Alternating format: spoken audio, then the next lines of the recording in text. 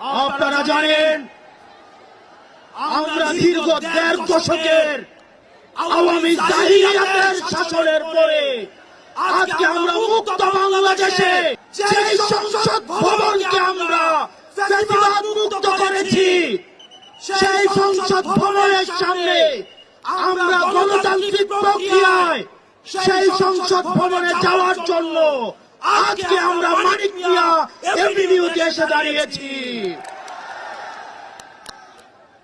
প্রিয় দেশবাসী, আপনারা জানেন দীর্ঘ ১.৫ দশকের বেশি সময় ধরে আমাদের দেশে ছিল বিচারহীনতার সংস্কৃতি।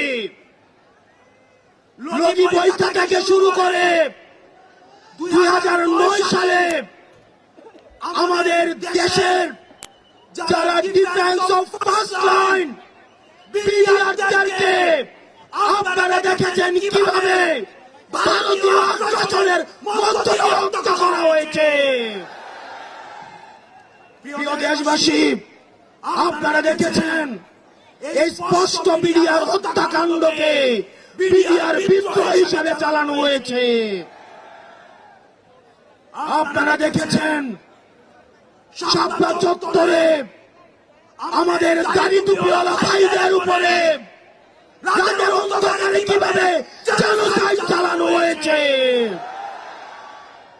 আমাদের দাড়ি টুপিওয়ালা ভাইদের সামনে থেকে কিভাবে মাইক কেড়ে নিয়ে যাওয়া হয়েছে।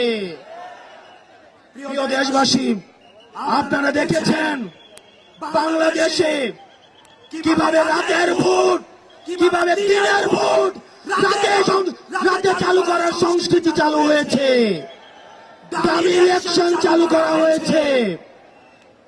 আমরা ৫ই আগস্টে এই আওয়ামী লীগের এই দুঃশাসনের আমরা এই দুঃশাসনের কবর রচনা করেছি। আমরা বলতে চাই এই গণভবনে কে যাবে সেটি নির্ধারিত হবে বাংলাদেশ থেকে, ভারত থেকে সেটি নির্ধারিত হবে না।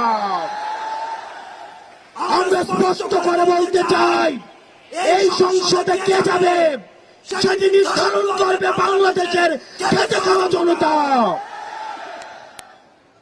এই সংসদের মস্তদে কে বসবে সেটি নির্ধারণ করবে এই ভূখণ্ডের মধ্যে যারা রয়েছে সেই ভূখণ্ডের মানুষ। আমরা দীর্ঘ ১.৫ দশকের বেশি সময় ধরে আমরা একটা জাতি গড়ে তুলতে পারি নাই। বিভাজনের রাজনীতি আমাদের মধ্যে ইচ্ছাকৃতভাবে জিয়ে রাখা হয়েছে।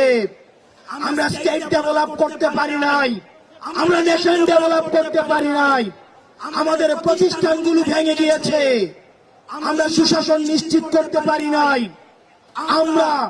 আমরা ফাংশনাল ব্যুরোক্রেসি নিশ্চিত করতে পারি নাই, আমরা স্বাধীন পুলিশ নিশ্চিত করতে পারি নাই, স্বাধীন বিচার বিভাগ নিশ্চিত করতে পারি নাই। আমরা স্বাধীনতার এত বছর পরেও আমাদের তরুণ প্রজন্ম, আমাদের একটা ইনস্টিটিউশন আমরা প্রপারলি ফাংশন করতে দেখি নাই। আমরা আপনাদের কাছে কমিটমেন্ট দিতে চাই, এই তরুণ প্রজন্ম আমরা ইনস্টিটিউশন গুলোকে প্রপারলি ফাংশনাল করব। আমরা আপনাদেরকে কমিটমেন্ট দিতে চাই, এই বিভাজনের রাজনীতির উঠে উঠে আমরা একতার রাজনীতি বাংলাদেশে চালু করব। আমরা স্টেট ডেভেলপ করব। আমরা এই ভূখণ্ডের অধিকার আমরা আদায় করতে পারি নাই। আমাদেরকে মাথায় রাখতে হবে বিদেশের সাথে আমাদের বন্ধুত্বপূর্ণ সম্পর্ক থাকবে, কিন্তু কোন প্রেসক্রিপশনের সম্পর্ক থাকবে না। আমরা স্পষ্ট ভাষায় বলতে চাই, আমাদের যখন একটা ছেলে রাস্তায় রক্ত দেওয়া শিখে গিয়েছে, আমাদেরকে কেউ রক্ত দেওয়া থেকে দমায় রাখতে পারবে না। সুতরাং আমরা স্পষ্ট ভাষায় বলতে চাই, আমাদের প্রবীণ রাজনীতিবিদ যারা রয়েছে তাদের অভিজ্ঞতা এবং তরুণদের তেজদীপ্ত এবং অকুত ভয় যে নেচার রয়েছে সেটার মিথস্ক্রিয়ায় আমরা পরবর্তী বাংলাদেশ বিনির্মাণ করব। আমরা যতদিন না পর্যন্ত আমরা নিশ্চিত করতে চাই এদেশ থেকে পরিবারতন্ত্র এদেশ থেকে কবরস্থ হয়েছে, এদেশে কামারের ছেলে প্রধানমন্ত্রী হবে, কুমারের ছেলে প্রধানমন্ত্রী হবে। এদেশে যোগ্যতার ভিত্তিতে এদেশে নেতৃত্ব উঠে আসবে। আমরা স্পষ্ট করতে চাই, আমরা একটা সুন্দর বাংলাদেশ গড়তে চাই, যে বাংলাদেশে আমাদের মধ্যে কোনো ধরনের ভেদাভেদ থাকবে না। আমাদের রাজনৈতিক পরমত সহিষ্ণুতা থাকবে, মত প্রকাশের স্বাধীনতা থাকবে, আমাদের দ্বিমত প্রকাশের স্বাধীনতা থাকবে। আমরা একটা সমৃদ্ধ বাংলাদেশ গঠন করার জন্য আমরা আপনাদের কাছে কমিটমেন্ট দিচ্ছি, আমরা প্রতিজ্ঞা করছি।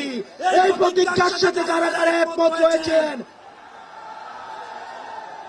ও ইনকিলাব জিন্দাবাদ, ইনকিলাব জিন্দাবাদ, ইনকিলাব জিন্দাবাদ, ইনকিলাব জিন্দাবাদ। আপনাদের সাথে দেখা হবে আমাদের তরুণদের স্বপ্নের বাংলাদেশে।